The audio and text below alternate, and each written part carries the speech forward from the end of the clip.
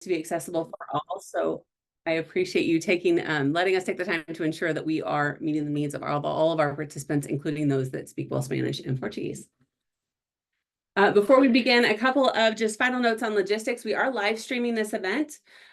However, we also respect the right to privacy, and if any of this information is too much of a sensitive nature or you do not wish your name, face, or information to be publicly disclosed, please change your Zoom name and shut off your camera. The MCSW makes every effort to accommodate the needs of our participants. If you're joining us virtually and require additional support, please message MCSW for assistance, and you should see that in the participant names. If you want something very specific, you're welcome to message them. We have an incredible staff on standby waiting to answer any questions or give you some help if you need to. So good evening again, and thank you for joining us. It is so great to be with you all. I am pleased that such a wide array of local residents, organizations, stakeholders, and elected officials were able to attend our first the hearing of 2024, which is our first remote hearing. We're glad to be seeing all of you joining us online. As a state agency who makes every effort to be inclusive, it is just a no-brainer that we hosted our January public hearing, particularly with the weather, although today was beautiful, virtually to encourage as much participation as possible for a crucial topic like housing. And in the other hearings we've had this year, that has certainly been a predominant topic. So I know we've all been looking forward to this hearing all year. The MCSW was legislatively created in 1998 as an independent state agency seeking to advance equality for women across the state and to promote their rights and opportunities. The commission consists of 19 volunteer commissioners who are appointed by the governor, the Senate president, Speaker of the House, and the Caucus of Women's Legislators. The commission represents and recognizes all women, regardless of their age, race, color, creed, abilities, language, socioeconomic status, immigration status, sexual orientation, or gender assigned at birth. Together, our purpose is to provide a permanent, effective voice for women throughout Massachusetts. But we can't do this work without all of you. As an independent state agency, our charter is clear. We exist to empower the women of the Commonwealth. That's why we continually seek your input as we work toward fulfilling our mission, advancing the status of women and children across the Commonwealth. Your stories and feedback tie directly back to the MCSW's legislative priorities. Testimony gathered at public hearings like these directly informs the Commission's legislative agenda and policy priorities that we advocate for year-round. In the past, our hearings have brought attention to issues such as economic independence and self-sufficiency, domestic violence, and access to education and resources that support women and their families, and many, many more issues. What we hear, we take action on. What you share, we share with legislators and everyday decision makers across the Commonwealth. We are the bridge between the issues you face and the decision makers who have the ability to change, alter, or prioritize policy changes to make our lives easier. But we can only change that which we know about. And so we encourage you today to use your voice, to speak up, to make that change. We are thrilled that you are all here. At every hearing, I quote Alexandria Ocasio-Cortez, and I'd like to do so again tonight because I think the statement really crystallizes the work of this commission. Justice is about making sure that being polite is not the same thing as being quiet. In fact, oftentimes the most righteous thing you can do is to shake the table. So thank you all for coming here tonight to shake the table with us, and welcome. And with that, I will turn it over to our treasurer, Commissioner Tanisha Arena. Thank you, Chairwoman. I am Tanisha Arena, and I serve as the treasurer of the commission. It's my honor to join you all this evening, and it's my pleasure to welcome regional and state commissioners from every corner of the Commonwealth. We will share a little bit about who we are, why all of this matters, and a brief intro to what public testimony is. I would like to recognize my sister commissioners on this virtual hearing. I also invite others to feel free to drop your name, organization, and location into the chat. It'd be wonderful to learn more about those who are virtually in the room with us. So I've got Commissioner Tuitt, Commissioner Hall, Commissioner Fox, Commissioner DiCarvalho, our chair, Sarah Glensmith, Commissioner Shah, and Commissioner Chakravarti also with us today. So I'd also like to welcome our regional commissioners. And finally, a special welcome to the elected officials and public servants joining us here online. So welcome to you all. Now, I'd like to note We will be moving quickly this evening, so please be sure we have your contact information so we can follow up with you. If you have written testimony, we hope you share it with us via email or our post-event survey. After today's event, we will also be circulating a feedback survey, and we hope you take the opportunity to share your voice and your feedback with us. Tonight's agenda will be robust, and we are thrilled that you are here.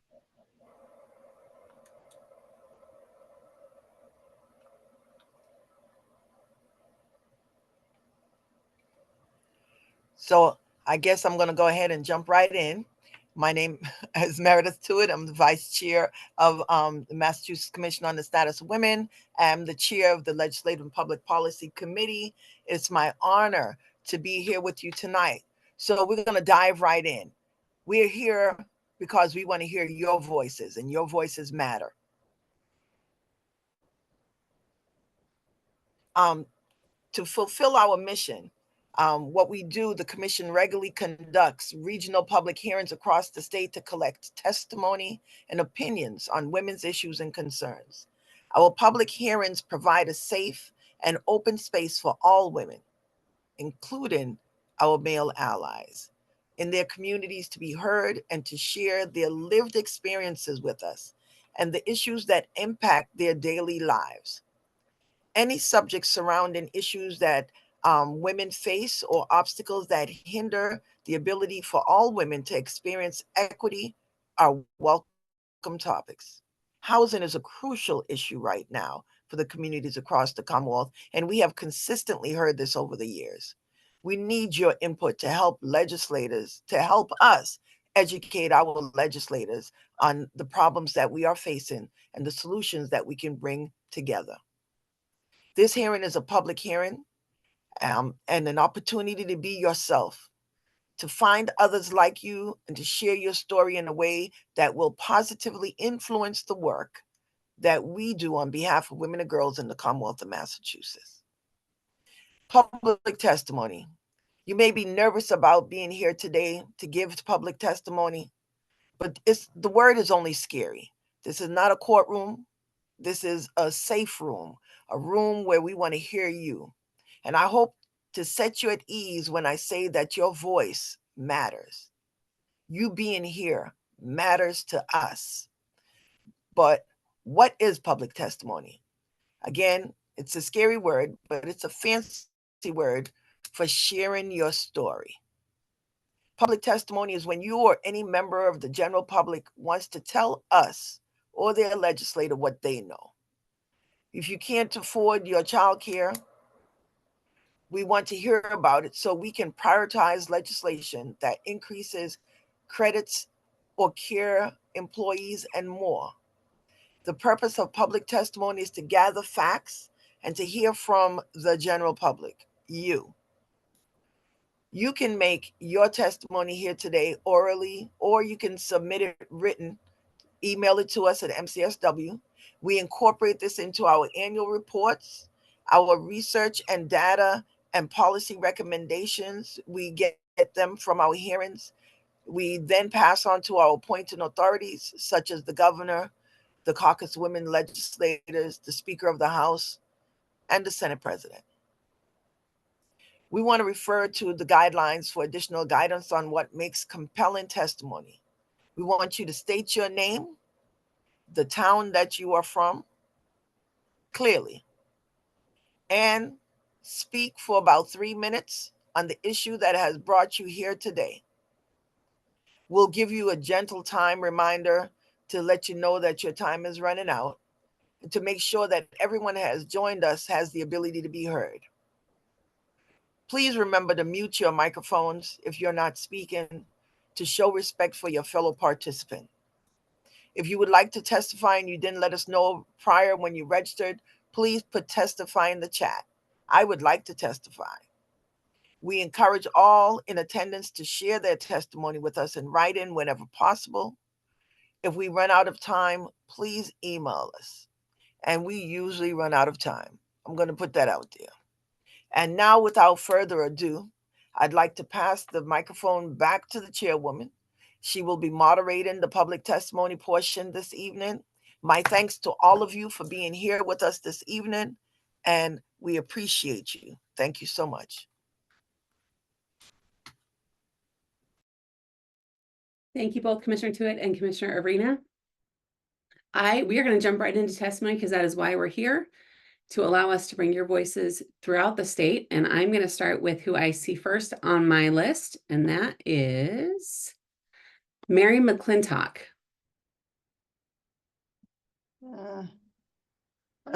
Thanks, Sarah. My name is Mary McClintock.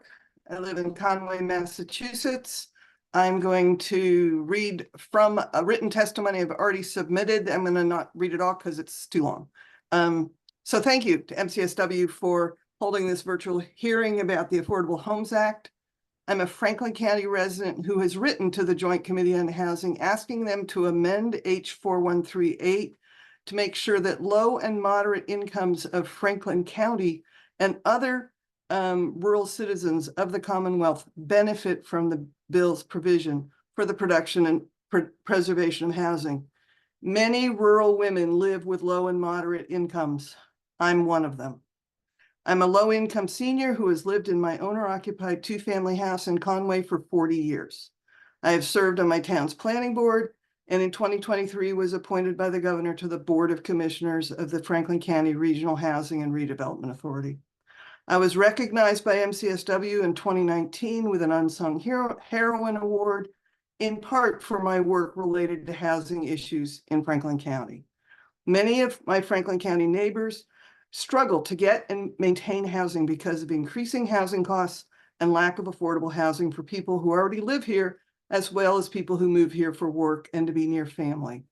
Low-income women in Franklin County and other rural areas of Massachusetts need affordable housing. Because developing housing in Franklin County and other rural areas is different than developing housing in more densely populated areas of the state, I call on the legislature to make the following changes to the bill. 1, the transfer fee. I strongly support the transfer fee, but right now it is not appropriate for rural Western Mass. There needs to be a change in the language from, instead of 1 million, regional median housing sale, or 1 million, whichever is greater, it needs to be whichever is less. That's property values for Eastern Mass, not Western Mass. Set-asides for specific regions. At this point, there are a number of set-asides for different regions of the state, but nothing in the bond bill for rural communities. Here are some things that would help for rural communities. There's a CDC housing development incentive. However, Franklin County CDC doesn't produce housing. As currently written, this set-aside provides no support to Franklin County. Please amend this provision of the bill to either provide funding for Franklin County through a different CDC or a similar organization that can take the housing role. Right now, there's something called the Gateway City provision. Franklin County doesn't have a gateway city, so we don't get any of that. Gateway cities have to be 65,000 or more. All of Franklin County is like 70,000. Please amend the bill to create a rural equivalent to this Gateway Cities program. The other issue is, well, that was, okay. Subsidy caps. Okay, look at my written, yeah, I just got the little times up. Looking at subsidy caps, basically there's a number in my written testimony, there's a number of specific issues that will help rural communities across the state, and particularly the low-income women there. Thanks so much. Thank you very much. And we do read all the written testimony as well, and that does go into our reports and what we share with the legislators. So thank you very much. Next, I have Meredith Tuitt. Commissioner Tuitt.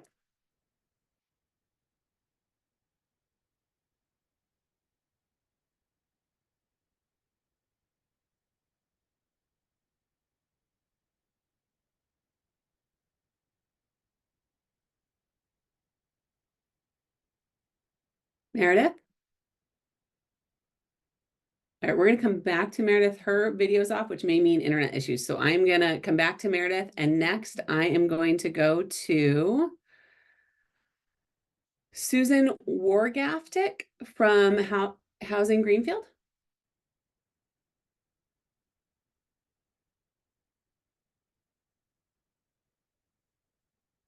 Thank you. I had not intended to do much in the way of speaking. So let me just say that I am supporting everything that Mary has just put forward. We've been working on the housing, the transfer fee, and a number of other things quite extensively.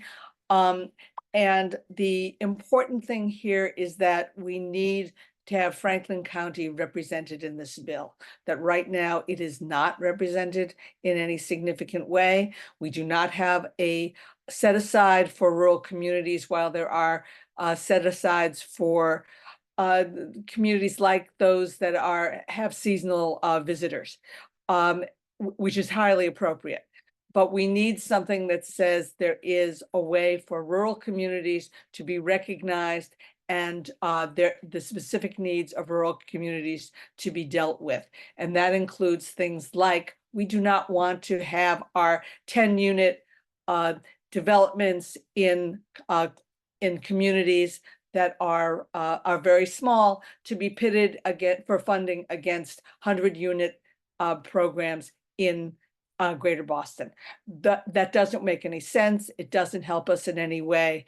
We get, economies of scale are not going to be developed for us.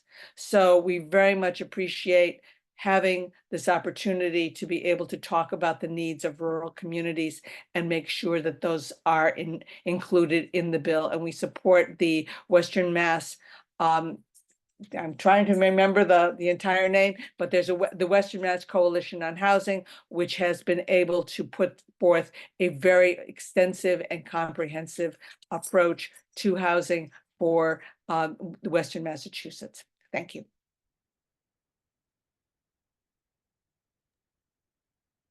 Thank you very much, Susan. Next, I would like Jennifer Remillard to join us, please.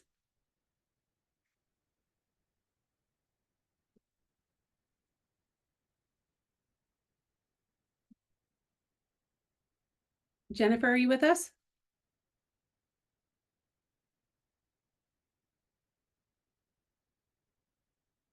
I am going to go to the next person. Jennifer, if you'd like to testify and you are here, just shoot us a message and I'll come back to you.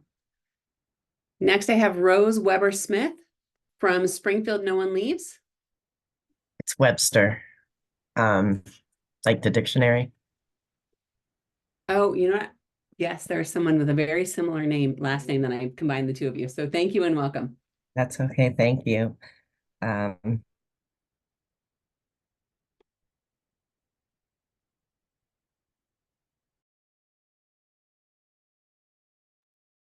Director of Springfield No One Leaves, and I am also the co-anchor organization of Homes for All Massachusetts. I'm going to shut my camera off again because my internet is going unstable.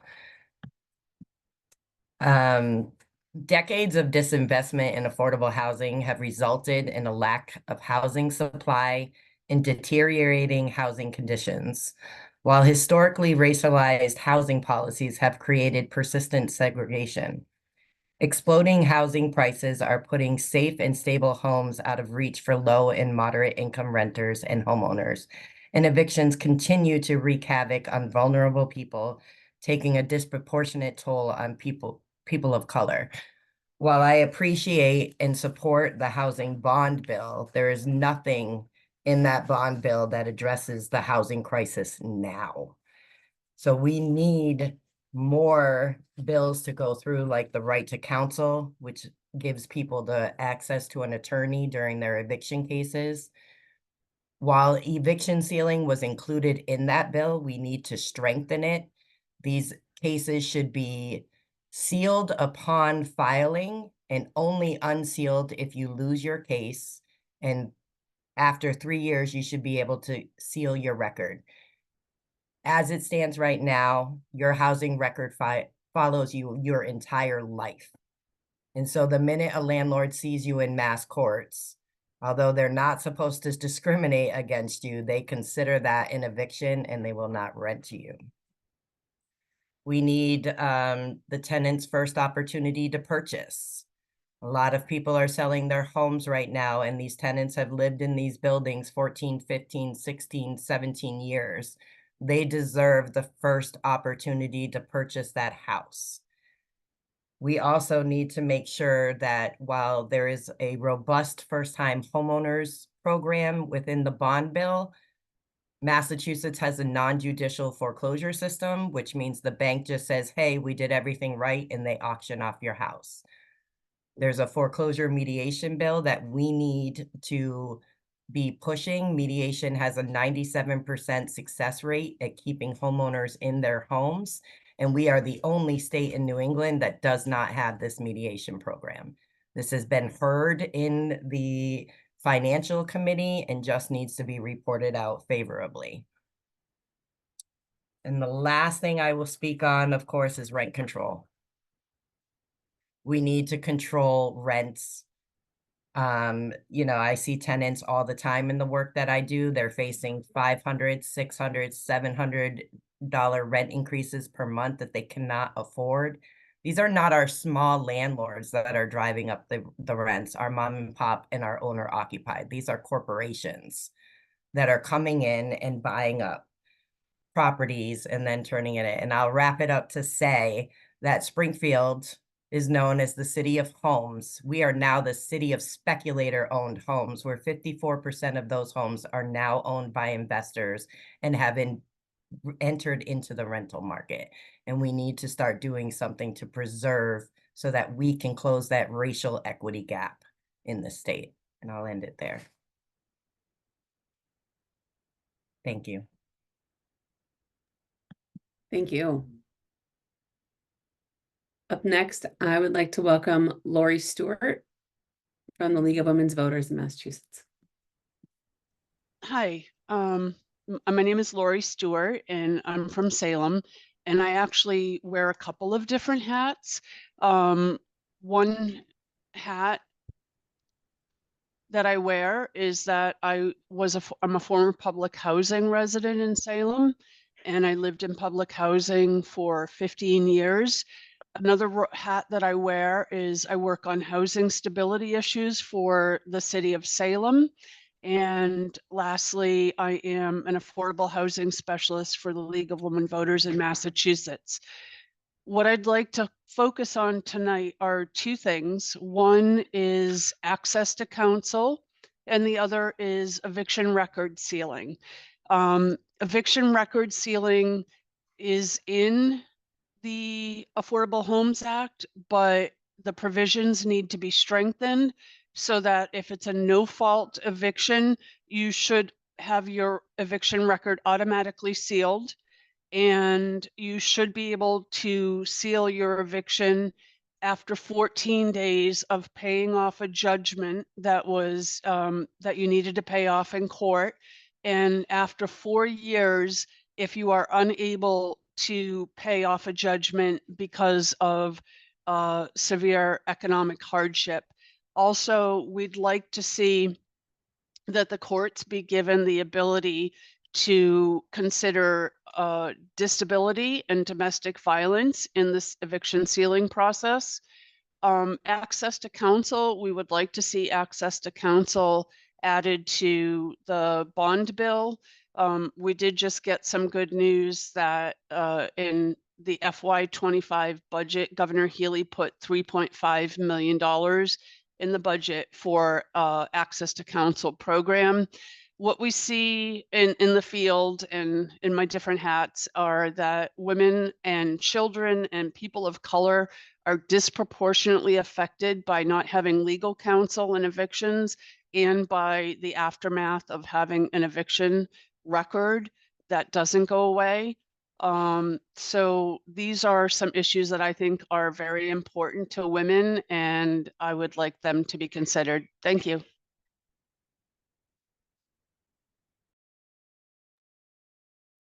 Thank you very much. And next, I have Phyllis Smith, who is also a former commissioner, a state commissioner. So welcome back, Phyllis. Thank you so much. Good evening, and thank you to the Massachusetts Commission on the Status of Women for hosting this very important hearing. My name is Phyllis Smith, and I'm a former commissioner and a renter. I currently live in North Attleboro, Massachusetts in Bristol County, and I've been a resident of Massachusetts since 1997. When I first moved to Massachusetts from Georgia, I had no idea how expensive housing was here. Before moving here, I'd never paid more than $1,000 per month for a 2-bedroom, 2-bath apartment.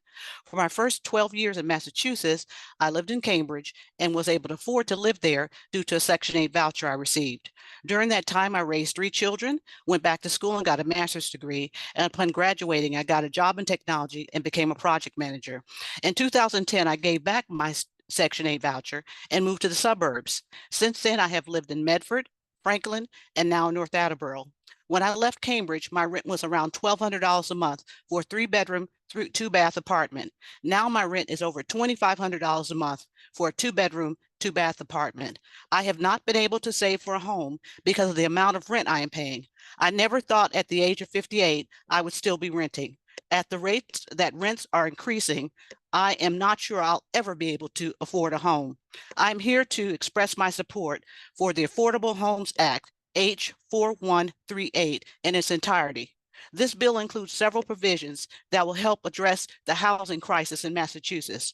Specifically, I believe the local option of adopting the real estate transaction tax fee, the real estate transaction fee, allowing for accessory dwelling units, investing in green building and decarbonization are critical steps toward making housing more affordable and sustainable in Massachusetts. Additionally, the $1.8 billion that will be directed toward housing production and preservation in Massachusetts would be a significant investment in our state's future. Therefore, I humbly ask the Commission to support the Affordable Homes Act, H4138, as well. I would also like the Commission to support any legislation that would provide housing, down payment assistance for middle-income residents, and rent control, and also the sealing of eviction records for renters, specifically for seniors 55 and plus, and people living on a fixed income. Thank you for your attention to this, and you're willing to listen and accept our testimony today. And I appreciate you having this both very important housing hearing today. Thank you so much.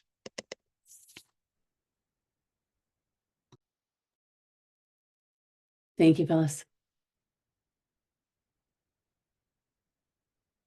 Up next, I would like to welcome Kelly Bryant from the Women's Fund in Massachusetts. Hello, everybody. Hello, Chairwoman and Commissioners and community members. Thank you all for hosting this really important hearing tonight. In my role at the Women's Fund, I work with researchers to investigate issues of economic security in Western Massachusetts. Thank you all to the Western Massachusetts residents and community members who participate tonight. Today, I'd like to share some data from our 2023 research report called Gender Equity in Western Massachusetts, the Status of Women, Girls, Transgender, Non-Binary, and Gender Diverse Adults and Youth. This report was compiled by the Public Health Institute of Western Massachusetts. The region is grappling with a significant housing crisis, as outlined tonight, exacerbated by pandemic-related factors, including worker relocations and supply cost inflation.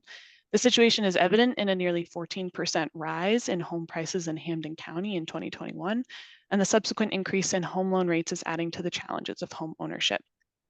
The Greater Springfield, Massachusetts Economic Security Hub survey revealed that the top service need identified by respondents of that survey was safe and secure housing. 1 in 4 individuals said that they were paying more than 40% of their total income on housing. Housing discrimination and homelessness affect a significant portion of Massachusetts respondents in a transgender survey, particularly within the transgender community, highlighting the critical role housing plays in escaping poverty and achieving economic security. The cliff effect is another barrier to thriving economically. This refers to the loss of public benefits that a single parent may face as she gains employment, resulting in net loss of income support. I'd like to share a quote from one of the service providers that participated in a focus group as a part of this research. Quote, you know, when we're talking about $18 an hour, when we look at the benefits people have from aid to families with dependent children and SNAP and housing and all of these things, they start to get depleted when you take a job and you make those choices. You have to kind of cross over into another place. It feels scary and vulnerable. I think a lot of people don't do those things because it's so much pressure. I share this quote and I weave this story of the various factors that contribute to a woman's economic security, income, whether they're survivor of violence, if they're returning from incarceration, substance abuse, or if they just have lack of access to resources, whether it's based on transportation issues, so on and so forth. Because this is a very interdisciplinary issue, and housing is really at the foundation of being able to survive and thrive in Western Massachusetts. So in summary, I think it's important to incorporate both a data-driven approach and direct feedback from community members, as you are tonight, to address housing problems in the state. I'm eager to share our research specifically on housing, pages 32 through 35, and our full report, to share this research to help decision makers to prioritize investments and new policies that benefit our communities most impacted by the housing crisis. You can find the full report on data.mywomensfund.org. Thank you.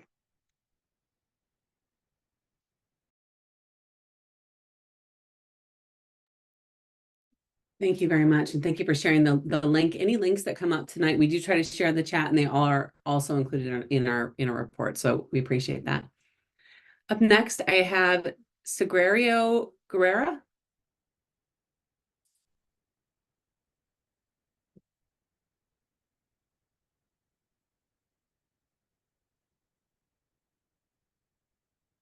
I believe you are with us, but I do not see you on camera. Sagrario, are you here?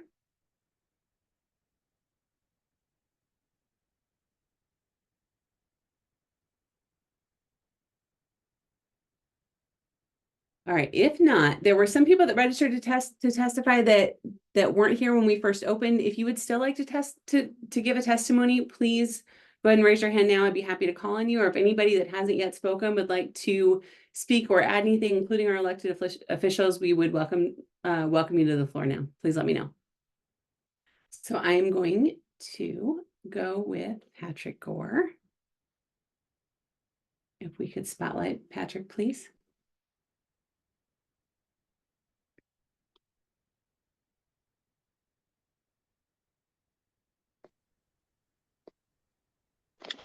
Hello, can everyone hear me? We can. Thank you. Thank you for the opportunity to share my thoughts. I'm actually traveling now, so I'm in the car. So the video probably wouldn't be good, but I'll still share my thoughts. First of all, my name is Patrick Gore, and I'm president of an organization, a nonprofit called Veterans with Vision, which is a veterans advocacy entity that I started in 2013 to help out with the veterans homelessness issue. A little bit about my background. I spent 20 years with the VA, with the agency. My last position when I left the VA, I was the union president in Northampton, Massachusetts. Since then, since leaving the agency, I've restarted the entity to help with address veterans homelessness. And I just want to say a couple words concerning veterans homelessness that affect women veterans that a lot of times I don't see that spotlighted. And one of the hats I wear, I'm the NAACP NEAC veterans chairperson for the state of Massachusetts. And there was some resolution that was passed. There was a resolution that was passed this year to get the VA, the veterans justice officers to be able to go to family court to help women veterans because they found out that they were having a hard time, especially with reunification with their children, coming from various situations. So I just wanted to address that. And now the veteran justice officers can go to family court to help with the women veterans and getting their support systems in place to help them come out of their situations. So I just wanted to add that, you know, many times when we think about veterans, so I just wanted to add that part of my testimony to remember that in housing, when we when we're talking about veterans, that we make sure we're mindful about to women veterans and the issues that they have. And with that, I'll end my testimony. Thank you for the time.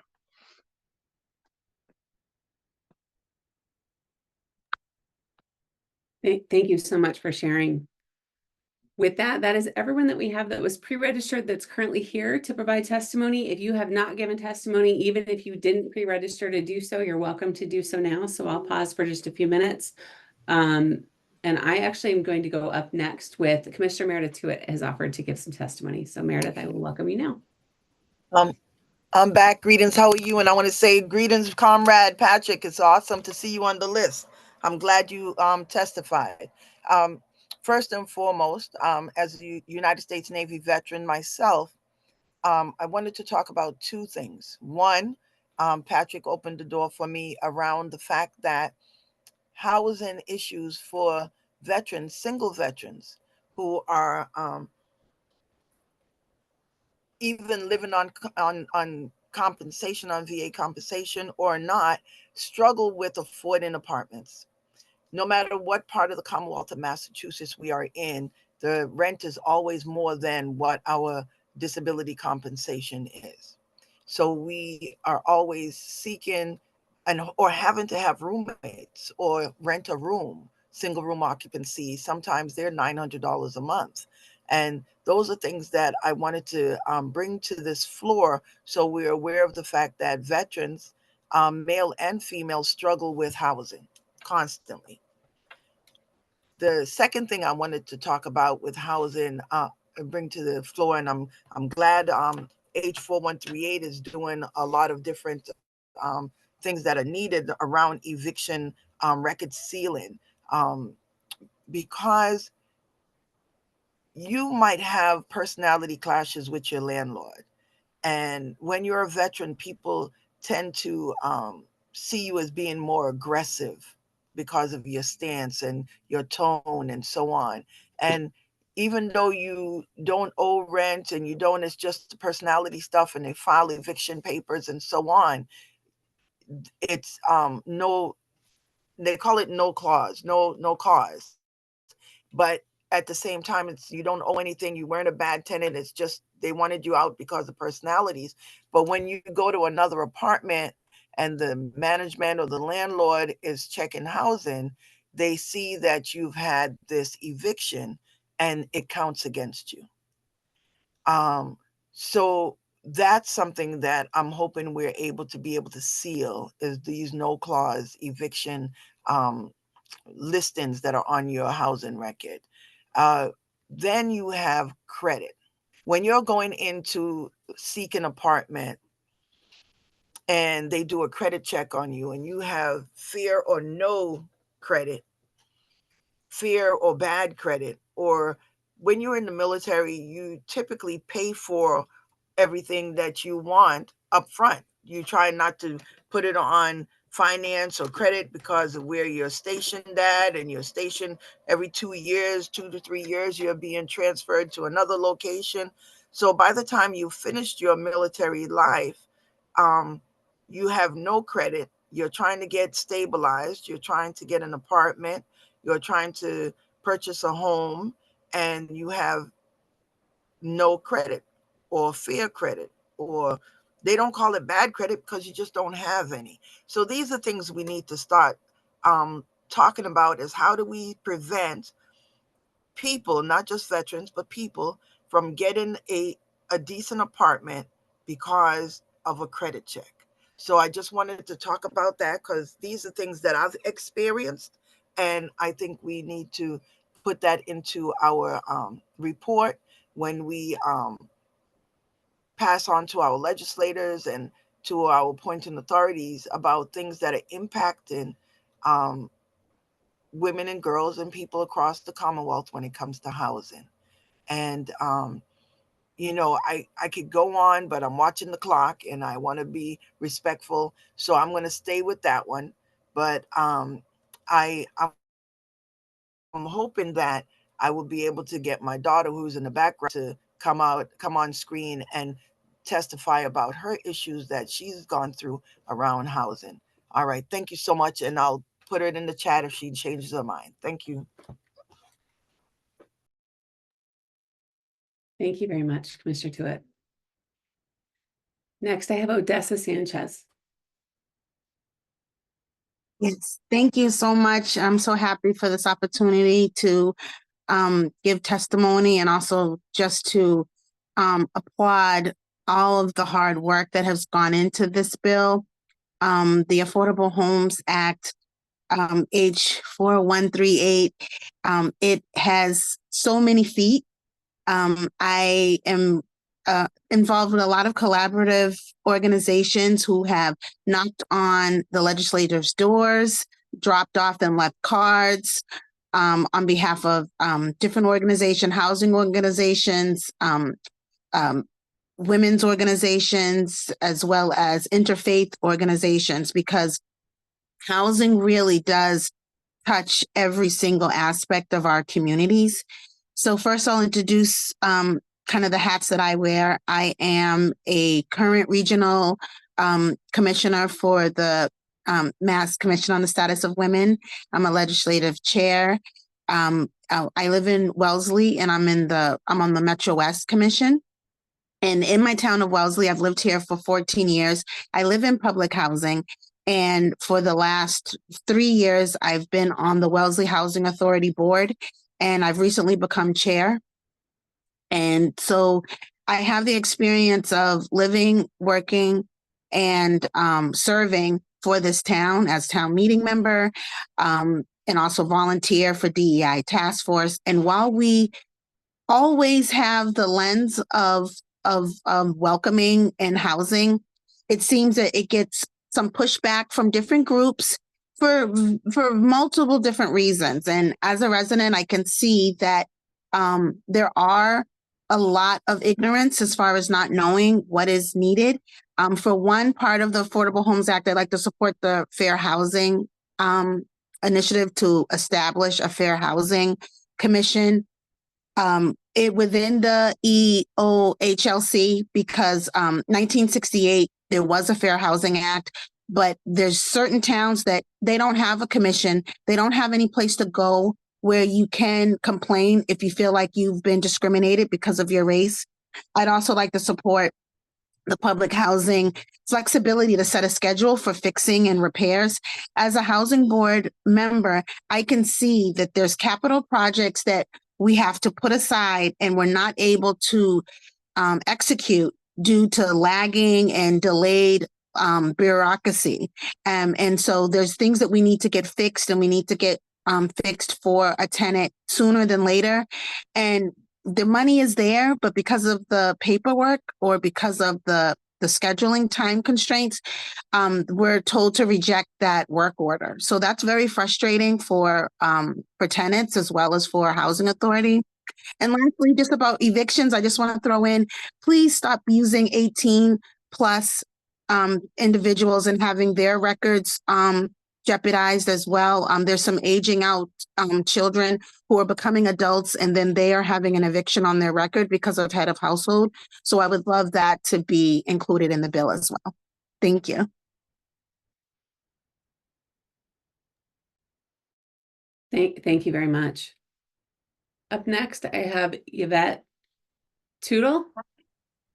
Hi, yes, thank you. I'm Yvette Tootle. I'm a homeowner in Chicopee, Massachusetts, which is Western Mass.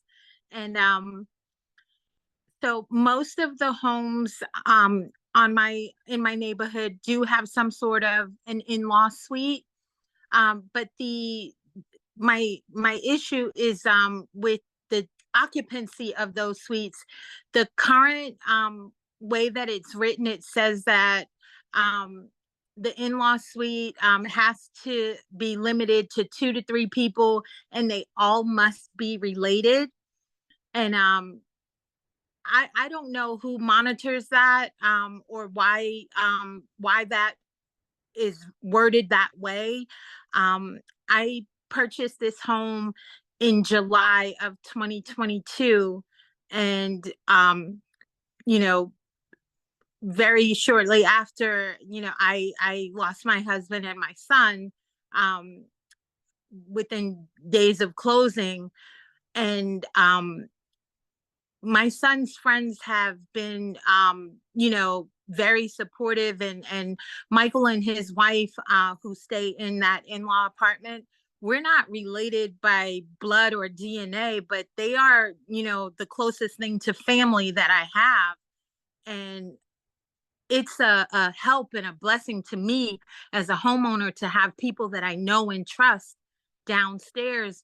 But there's this law that's written that says I can't legally rent to them.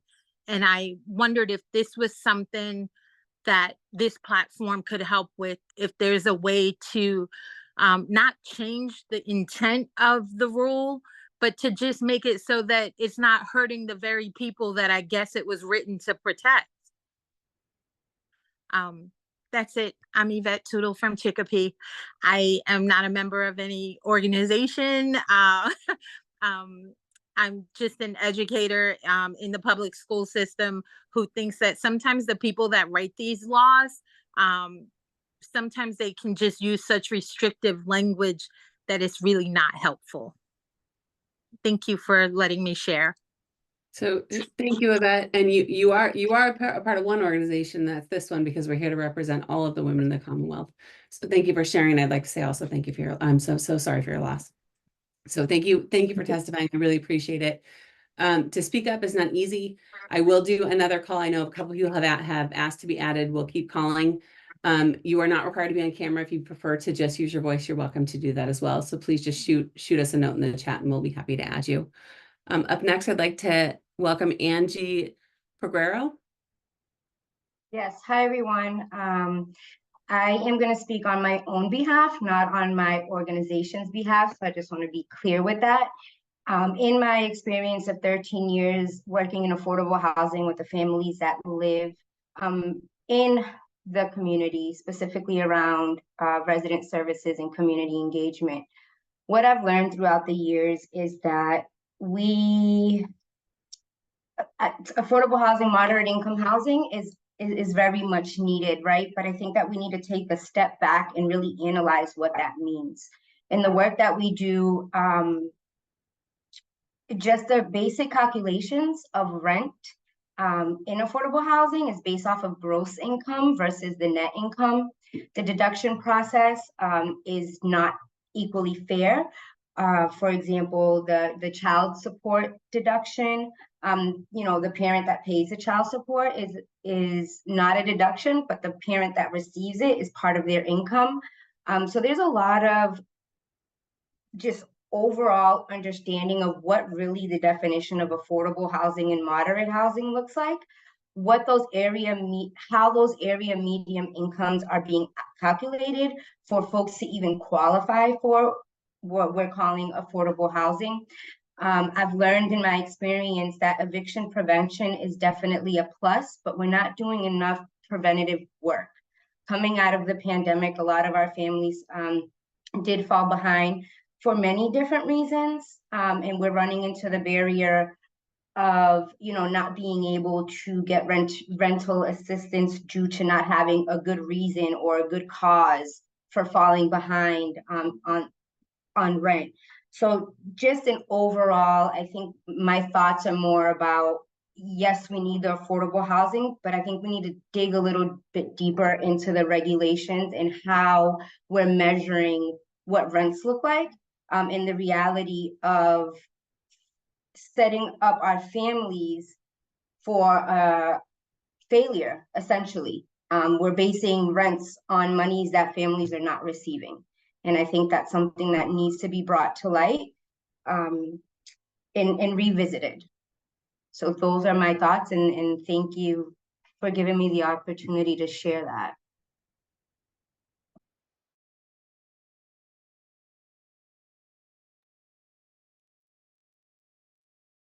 Thank you very much. We can certainly see some strong themes here throughout the testimony. This is why we do these, is that we elevate those, and we really appreciate everyone emphasizing that to give weight to our argument. So we speak on behalf of everyone here. If anyone, I'm going to do a last call. If anyone has not yet spoken and would like to, either on camera or off camera, please do so. You're welcome to either raise your hand or give a note in the chat.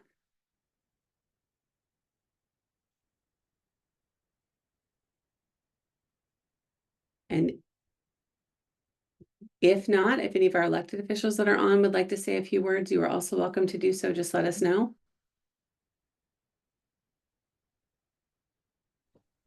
It's Joan Lovely. Can you hear me Hello, okay? Senator Lovely. Thank you so much for being here. Hi, Madam Chair, and all members and everyone attending. I'm in my car, so I'm going to keep my video off. I'm just so grateful to be able to listen to this testimony, especially for residents across the Commonwealth. You know, as legislators, we tend to concentrate on our districts, and I'm so grateful to hear what's happening in other parts of this state, especially with what the governor's bill, how it will help. And I'm so appreciative for some of the thoughts on you know, how our laws are not doing what we want them to do. So I so appreciate this. Also to Meredith, from the veterans, you know, and the military lens, if you will. I've never walked in those shoes, so I wouldn't know. So Meredith, thank you so much for sharing those difficulties and, you know, trying to establish yourself once you leave the military. We need to put an eye on that as well. So just thank you to the commission, the commissioners, and everyone who's attending, and to a shout out to my constituent, Laura Lee Stewart, who I know from Salem, who has lived experience and now uses that lived experience in her expertise to help residents of Salem. I'm so grateful for her work. So thank you for the opportunity just to say hello, and grateful to be here. Thank you. Thank you so much, Senator Lovely. I will say it's a testament to the work that women do, that you are not only multitasking by helping us run this state, but you were in your car still joining this meeting and still came to join us to speak. We did put a link in the chat to Senator Lovely's work to learn more about what she does. She's certainly a large supporter of women across the Commonwealth and one of the appointing authorities on the Caucus Women's Legislators for this commission. So thank you for being here, and thank you for taking the time to join us and add your remarks. Next, I would like to welcome our treasurer and fellow commissioner, Tanisha Arena. Thank you, Commissioner Chair Glenn Smith. I am going to speak not only on my behalf, but also on behalf of my organization. When I'm not on commission meetings, I'm the executive director of Arise for Social Justice, which is a grassroots nonprofit in Springfield. And we focus on the rights of poor and low-income folks around housing, homelessness, the environment, criminal justice. And I spend a lot of time talking about white supremacy and racism being the underpinnings of these things. Basically, we see the disparate impacts of bad policy, because what happens when someone is unhoused? How do they get to become unhoused? We partner with a lot of orgs that are on this call that have given their testimony of with the statistical information, the hard data. I see people. You know, it is the single mom who comes into our office with her children and she is unhoused for whatever the reason happens to be. And there's a waiting list for emergency shelter. So where do we send her? We can't outfund bad policy. And policy creates these conditions when we talk about what's happening in our communities. Boarded up properties of Springfield is the city of homes.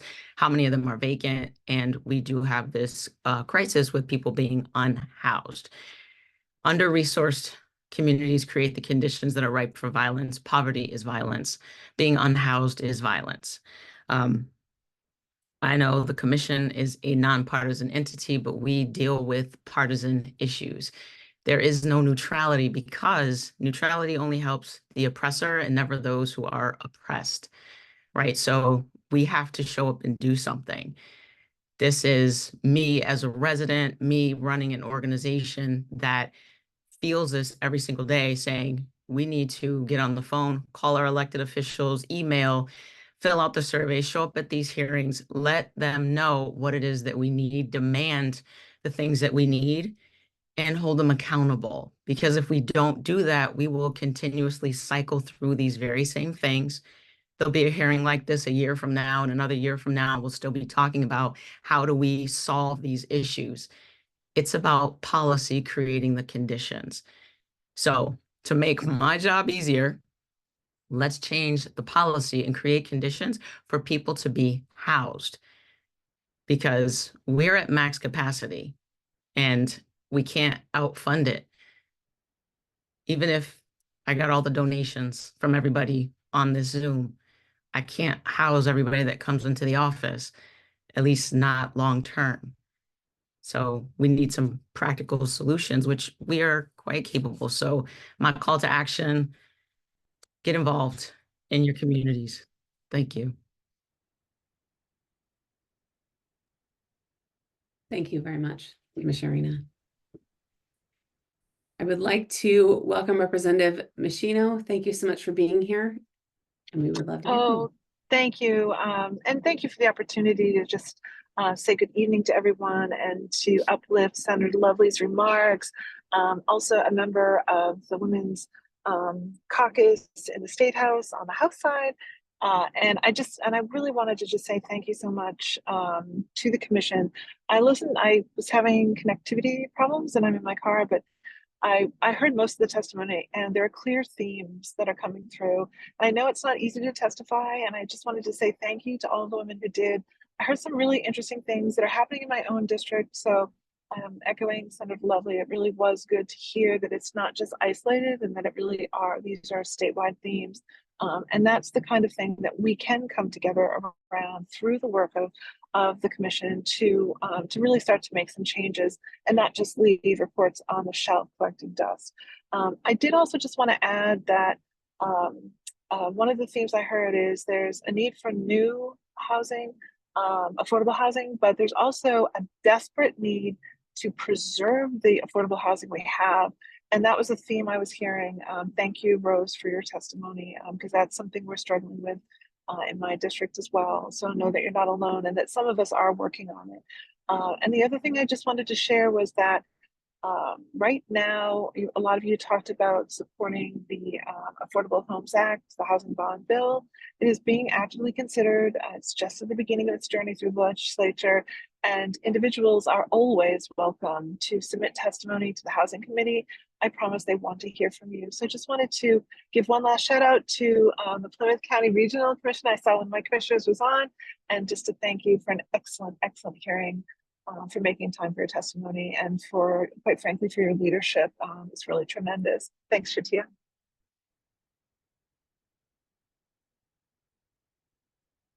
Good night, everybody. Thank you so much for joining us and for adding remarks. We've also added a link to the incredible work that Representative Machino does. So please follow. And we will also include all of these links in our final report. I will give a last call for anyone that would like to testify that has not yet done so.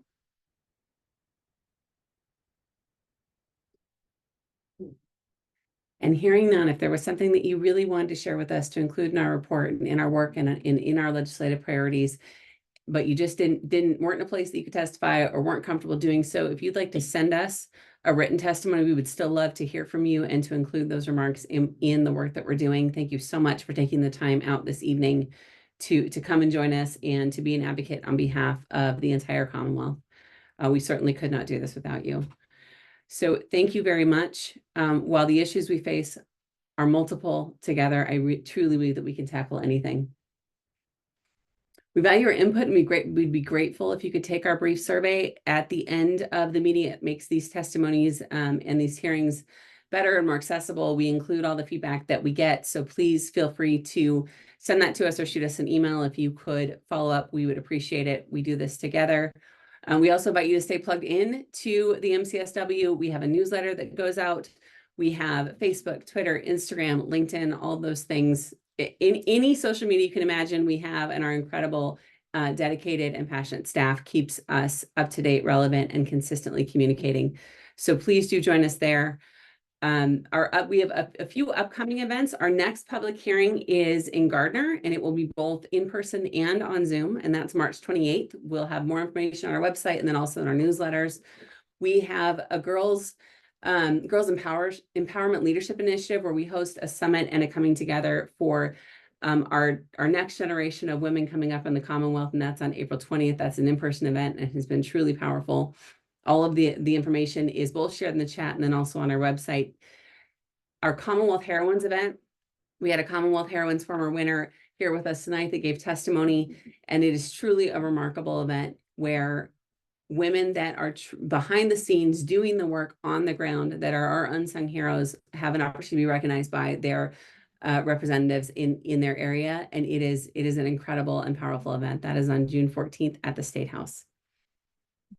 So again, thank you so much for joining us. We will have a recording of this hearing if you'd like to share it, or you missed some of it, or we had tech issues, or any of those things. You can see an entire recording of this hearing in all the languages that we have, and including the ASL translation available on our website very soon. So thank you again, and I wish you a warm and happy new year. And thank you again for coming. Good night.